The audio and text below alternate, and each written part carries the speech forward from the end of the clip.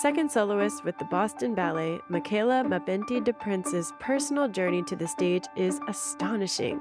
As a child, Michaela was abandoned at an orphanage in her homeland of Sierra Leone. Enamored by ballet at a young age, her American adoptive parents nurtured her passion for ballet, and she went on to join Dance Theater of Harlem and Dutch National Ballet. Ultimately, dance gave Michaela freedom. For me, dancing was a way to quiet the chaos that I had been through in life, a way to express myself, because as a child, I constantly felt I had to be perfect. But in ballet, even if I messed up, I might have gotten mad at myself, but I had that space to explore. You're listening to Moving Moments, the podcast that explores the dance world's most accomplished and groundbreaking artists. I'm your host, Alicia Graf Mack, Dean and Director of Dance at the Juilliard School. During each episode, you'll hear me talk with some of my closest friends and most trusted colleagues as we sit down to hear about their creative process and how they are changing the dance world on and off the stage. I'm a huge fan, and I've been since your first appearance as a teenager on the documentary First Position, and through your films, books, of course, your work on stage and your commercial presence. You have a wide fan base and are inspiring generations of young dancers and the current generation of dancers such as myself. Did you ever think as a child that you'd be the face of the ballet world? Well, it's funny because I was listening to a podcast and somebody was saying how people keep saying, "Oh, I'm so surprised I've made it so far."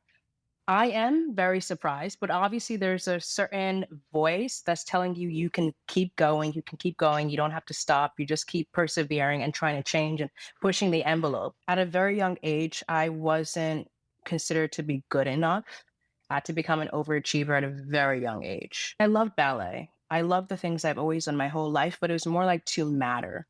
And so for me, to matter finally, and then to be able to get adopted and to do something that I loved. And after losing so much, I thought I finally found something that I love and an environment where I can thrive and just be myself. But I'm a Black ballerina, and I didn't realize that I was going to have to do the same thing to find a way to matter and to stand out. And I think I don't want to say I was born with it, but I'm kind of like, if you knew me as a little 4-year-old, you'd be like, okay, she's the same person. I was very feisty. You couldn't tell me what to do. If you said you can't do that, I was like, okay, I'm just going to prove you wrong and just show you that I can do it 10 times better. But I think it's always been this fight because at a young age, I know what it's always felt like to not be good enough, to not feel like you can accomplish what other people think that you can't accomplish. I remember when I was 15 and I was auditioning, even like some teachers and even my best friends were saying, why don't you audition for Alvin Ailey?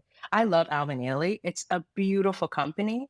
But if you know me, you know I was classically trained. All I talked about was ballet. I did obviously different types of dance techniques, but ballet was the thing I wanted to do. I wanted to be in a classical company. So I think because of all the things and all the obstacles I had to face, I think I just built this armor. And this armor, I didn't realize I needed it to be able to help other people. I'm very much a caretaker, and I want other people not to have to constantly fight, but to be able to enjoy and to be present in the moment of whatever art form that they love. Because it can get very tiring to fight. I'm sure you know, it can get exhausting. And sometimes you're like, well, what's the point anymore? Which is why like writing Ballerina Dreams and taking flight and having those kinds of responses from people of how I've changed their lives has changed mine. It inspires me every day to be able to go to work. It inspires me to continue to use my voice. It inspires me just to hold on to that love of this amazing art form that I found, if that makes sense. It absolutely does make sense. I feel that in my life, if I have the sense that I'm representing something greater than myself, or that it's a calling, it is my responsibility and not just a task or a job, it makes it that much more fulfilling and worth the fight that you talk about. Can you tell me a little bit about your dancing spirit as a child? I'm hearing how you had this fight in you, but what about the dancing spirit, which I think has to live in all dancing artists who become professionals? For me, dancing was a way to quiet the chaos that I had been through in life, a way to express myself. Because as a child, I constantly felt I had to be perfect, I had to be successful. But in ballet, whenever I was in the studio, even if I messed up, I might have gotten mad at myself, but I felt like I had that space to explore and it didn't need to be perfect right away. And I feel like my spirit in general, I think people can tell from the book or interviews, I'm more of this feisty, but also very quiet person. If you really get to know me, I move silently, and then people are like, oh, there she is. Yeah. And even before you started with formal training, did you find yourself dancing or moving? When I describe it, it's half of my heart. When I was younger, I used to force my sisters and my friends to come over and I would have to choreograph on them. Of course, of you course. know but dancing has been a thing I think I'd been doing for such a long time without even realizing what it was, especially in Sierra Leone. I was always dancing, I just didn't know what it was until I realized I wanted to become like ballerina, like the woman on the magazine. Could you tell our audience just a summary of how you came to see this ballerina? I won't go too much into details because you Mhm. guys can buy the book. There you go. Which is the thing to put out there. So first, I want you guys to also understand, when I was born, I had two incredible biological parents who loved me. They understood me, they appreciated me, because also I had vitiligo that nobody treated me very well. So when they passed away, I had absolutely nothing. I had an uncle who took me to the orphanage. Now I forgive him, but as a child, I couldn't understand why he didn't Mhm. see me for me like the way my biological parents saw me. So I'm in the orphanage and I thought, okay, fine. I'm going to finally have people who love me and who actually care about me. And it was a complete opposite. So they ranked us from like one was the favorite child and 27 was the least favorite. Number one got the biggest amount of food. 27, which was me, got the smallest amount of food. And I was just mistreated all the time. They would braid my hair to make sure that my scalp would hurt as much as possible. They just abused me a lot. And I wasn't allowed to play with some of the children as well. I was very isolated. I was lucky I had my mat mate, who was number 26, who ended up actually getting adopted with me and becoming my sister. Mhm. Now, I had her, but I didn't have anything else besides that. So I remember when I found out all the children were getting adopted and I wasn't going to get adopted, 12 families didn't want me. It was at the right moment where I found this hope and this light of something I could not understand. So I was walking towards the Mm. gate one afternoon and a magazine blew into the orphanage gate. And I look at it and it's a beautiful ballerina. And I actually know who she is. Her name is Michaela Mabinty, Mm. and she's a beautiful human being. But now as an adult, I think even if it was a football, I'm glad it wasn't a football player or a soccer player, but because I'm not coordinated outside of ballet, but seeing something so beautiful and effortless and seeing this woman look so happy, I wanted to know what that felt like. Mhm. And so right away, I was looking through the magazine. Everything looked beautiful in it, but this certain pose that she was doing with this pink tutu was, I can't even put it into words. But right away, as this little girl who thought, well, one, nobody wants me, I'm never going to become anything, having that moment of hope and a dream changed my life forever. Yeah. It is so incredible. I think that everything happens for a reason and is guided for a reason. And the thought that this image would land at your feet, to me, I'm like, that's nothing but God there, because you had a calling before you even knew. Yeah. I absolutely can agree with you. Finding that magazine was something I just needed to find. I ripped the cover off and I put it in my underwear. That was the only place that I felt like it was safe enough and nobody was going to take it away from me. So no Mm. matter what, I would have had that constant feeling of an escape from reality, actually, and something to become bigger than myself. I do believe things happen for a reason. Yeah. And do you still have the picture? I don't have the original, but I do have the magazine here, actually, Mm. like 10 steps away from me, and like in a special case that I have whenever I feel like, okay, I'm not feeling so great. But I look back and I remind myself, I'm like, how far Wow. I've come. And yeah, it's absolutely incredible. Yeah. Tell us a little bit about your parents and the home that you grew up in with your siblings and what values they instilled in you that helped to propel you forward. It's a little bit complicated. I lost myself as an African young child, and I just wanted to become very American to fit in. But Mhm. they really just wanted me to become the best version of myself that I possibly could be. And they invested in everything. Like even my adopted mother, Mm. she made my tutu. She taught me how to sew point shoes. She would dye my tights with coffee and something else to make them brown. She would like even do that with my undergarments. Mm. I'm really happy that I was able to have the life that I had because of them. And I think the Mm. things that my adopted brothers and sisters taught me was how to love unconditionally the right way, if that makes sense. Mhm. Like your family doesn't always actually need to come from blood. It can come from Mhm. different people. Yeah.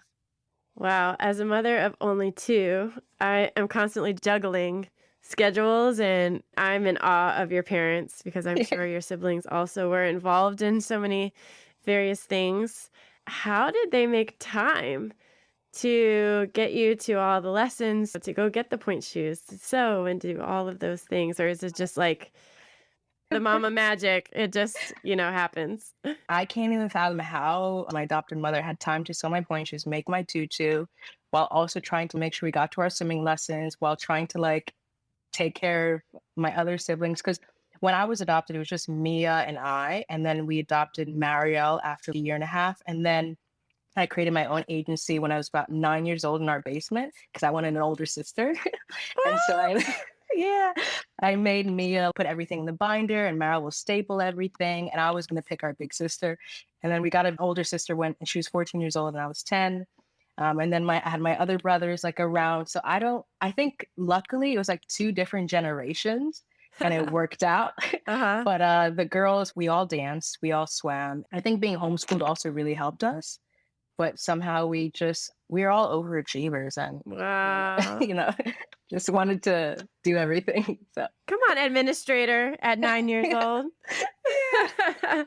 Michaela, for most, surviving the teenage years is hard enough. Just going to school or growing into yourself, maturing into your body, just understanding who you are as a person for most teenagers is quite challenging. But you were making your mark in the dance world by the time you were 13, 14 years old. Tell us about your early life as a pre-professional dancer and what you faced, both as sources of motivation and sources of challenge. During those years, I didn't think I was actually going to become professional. I didn't think I was good enough because I mean, I was told I wasn't going to become a ballerina. I was Black Mm. and I don't fit into the ballet world. But I met certain people in my life who really believed in me. But at the same time, if you understand my traumas and things like that, I didn't always necessarily trust it. As an adult, I do now. But at that moment, I couldn't really trust when people actually were there for me. I was at the Rock Mm. School when I was 13 for 2 years, and then I went to American Ballet Theater, which are two different things, two different kind of schools. It was hard being a teenager and away from your Mhm. family and not even understanding your body, not understanding your emotions, what's going on. And then moving to New York by myself to go live with a host family in a new school. It was very scary, but because I'm also very much like a survivor, it was more like surviving and thinking about, well, I want to look like her and I want to look like her and I'll take this from this person, that from this person. Hopefully I can create my own person as an artist. I was fortunate enough to meet Franco DeVita, Mhm. Raymond Lukens, who also really believed me. Arthur Mitchell was a Mm. huge thing for me. He's scared me to death. Yeah, terrified. But meeting him at Dance City of Harlem when I was 12 was my first summer intensive away from home. That was a big moment that shifted my thought. Okay, actually, maybe I could become professional. And already by the time I was 15, 16, I had my first soloist performance with South African Ballet, and that went very, very well. And then I joined, I'm still at ABT, and then I joined Dance Studio of Harlem as well, and that went very, very well. But then, like, I wanted to figure out what was next for me. So then I left and I went to Dutch Mhm. National Ballet for a few years, and being the only Black female for a long time was very difficult. Ever since I met Arthur Mitchell, being in Dance Studio of Harlem, those are the things I think that kind of kept me finding my own person. In terms of living internationally, what did you find moving to Europe, having lived in the United States for so many years? One, it was very scary. I didn't speak the language.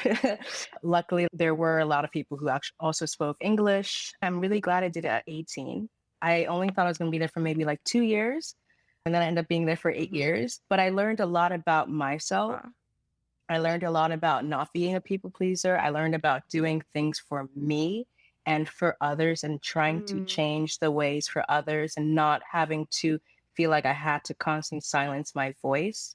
Also, finding myself outside of ballet and finding a way to help others. Because that's my thing. I love helping people. I love trying to make the world a better place through dancing, through working with refugees with War Child Holland, through writing, even writing the books. It was to be able to help other people.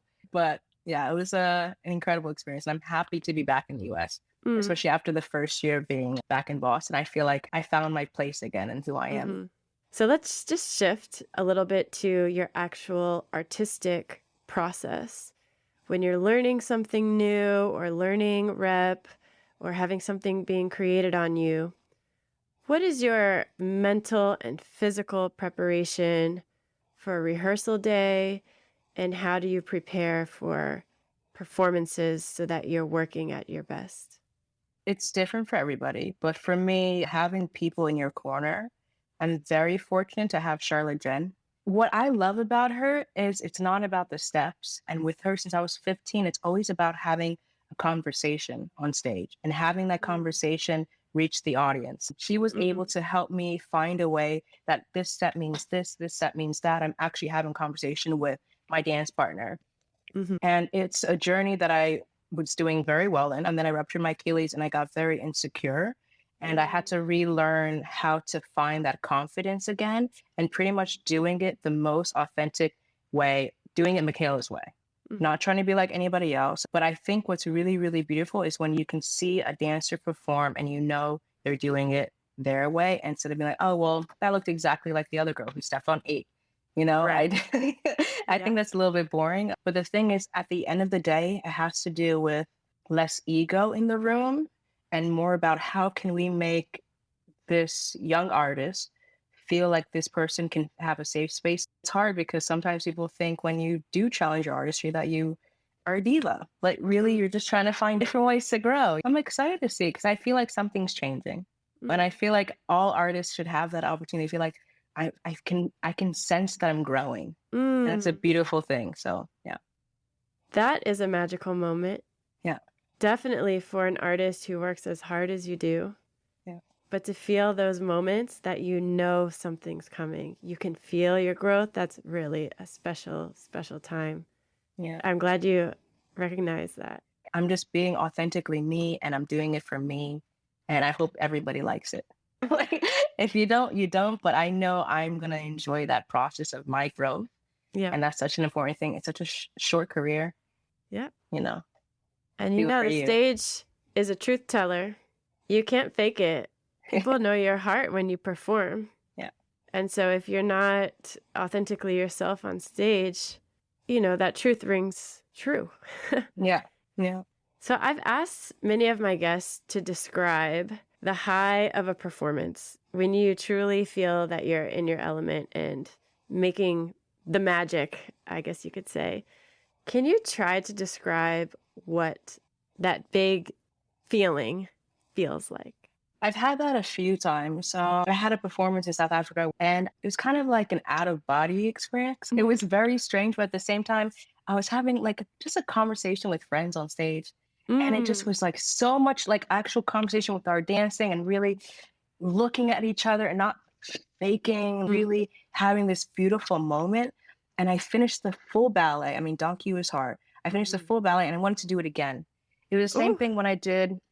I know that's crazy, but because I was so fulfilled by the enjoyment of it, it wasn't as hard because I mm, wasn't trying to pretend to be somebody else. It's just such a beautiful thing when you're so in tune with your body and you can feel everything is present. It's like having a piece of chocolate cake and you want to have it again. yeah. It's like it's just so good.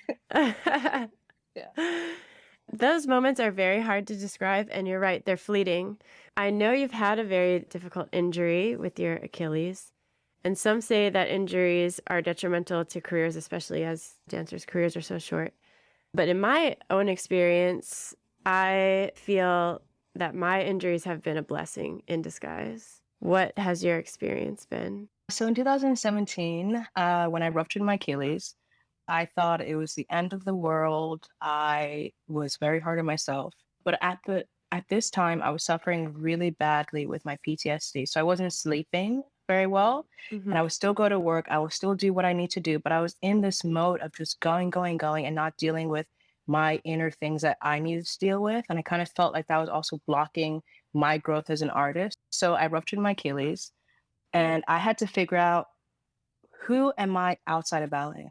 Were you in a rehearsal or a performance? No, I was in Sicily. It's actually I met Lenny Kravitz and What? he dedicated a song to me and I got up, we were at a temple and I just stepped in the wrong place at the wrong time. But it would have Oh happened. my gosh. It was bound to happen because I'm sure you've seen in first position, like I've been struggling with acute tendonitis for such a long Mhm. time, especially joining company at a young age and wanting to prove yourself. Sometimes you forget that you're still a human. But I ruptured my Achilles. I didn't know who I was. And so I wanted to find out, who am I outside of ballet? So I started working with War Child more. I went into the Mhm. field, Mhm. helping refugees, finding a way to just find different things that bring love and joy into my life, finding who I am as a human being and not just focusing on dancing. Mhm. Started teaching more, started doing more talk, starting just building a different foundation for who I was. Mhm. And I also changed the way I started working. I'm looking at it now because I'm very proud because I just did a gala in Mexico and haven't done like a massive gala in front of like 10,000 people in 6 Mm. years. And I Woo. did Dan and Action and we went very well, which I'm happy. But I don't know if I would have done it the same way if I hadn't ruptured my Achilles. We started this conversation. You mentioned wearing your brown tights. Can you describe to our audience what it means to wear your skin toned tights and shoes? Okay, so the first time I ever wore it was when I was 12 when I went to Dance to the Harlem Summer Intensive. And I felt very vulnerable because I was very much myself. And I couldn't understand that feeling. And then I was at Dutch National, I think it was maybe my third year in the company. And I started wearing brown tights. I remember I did Clara Marie, and I kind of just felt like there's something missing. I have these Mm. pink tights on, there's something missing. Why do I feel like, not a fraud, but I know there's something missing. And I did Tarantella in brown tights, and I don't think I've ever felt that free. I started changing the way I use my muscles. Yes. When I wore brown tights, I Mhm. wasn't as bulky. I wasn't really trying to grip everything. I was just trying to really find a way to elongate everything. And Mhm. it changed my body. And people just thought, oh, you lost weight. Oh, I'm just wearing something where I don't feel like I have to show that I have muscles. Yeah. But it's a beautiful thing to be able to have your own skin tone when you're dancing, It's you know? life changing. I Yeah. had the same experience. I had never worn brown tights until I joined Dance of Harlem at Yeah. 17. And it was like the feeling of, when you try on that dress that fits just right and you feel like $1,000,000. Yeah. I didn't realize I was missing that feeling. Yeah. And I'm so glad to see things changing in terms of various companies selling various colors of shoes and tights. And I know you've been on the forefront of that fight along with, Yeah. of course, Arthur Mitchell. Really began that idea in the 70s with having each dancer live in their skin tone. But it's amazing that not until last maybe 5 to 7 years have we seen that conversation go beyond the walls at Dancing of Harlem. Outside of dancing, outside of your work, what is your life like? Is there a work-life balance? We could talk about that idea too, which I'm like, does that really exist? But I'll ask you the question. And what brings you joy? For me, it's really one, connecting with the family that I've made and having time for them and just catching up and having good conversation. Teaching, I love teaching. I love it when somebody leaves the classroom feeling very positive. If I can help somebody, it really just makes me feel so good. And I don't want to sound cheesy. When I'm able to give back, that's when I'm at my happiest. Mm. But I also love resting for a full day. I will turn my phone off. Nobody will disrupt me or anything. I love cooking. I love seeing my friends. I go to New York quite a lot. It's difficult coming back to the US because a lot of dancing, a lot of rehearsing compared to being in Europe. So I'm Mm. finding that balance. But yeah, I'm pretty happy with whatever is happening now and outside of the ballet as well and all the other things I do. So Yeah. yeah. Yeah. So with your books, I know you've starred in an animated film. Is that I right? did. Yeah. And all of your sponsorship, Nike, how are you able to focus on your dancing with this barrage, I'm sure, of requests of personal appearances and filming and all of that? I'm very lucky. I always think there's certain opportunities you're going to meet people, it's going to inspire you in a certain way, or you're going to learn a lesson that you needed to learn.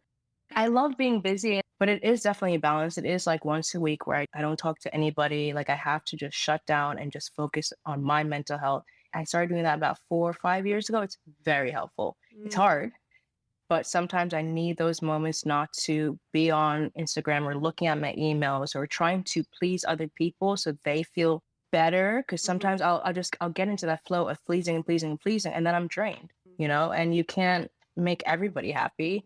You can only make yourself happy. That's what I'm trying to focus on. Yeah.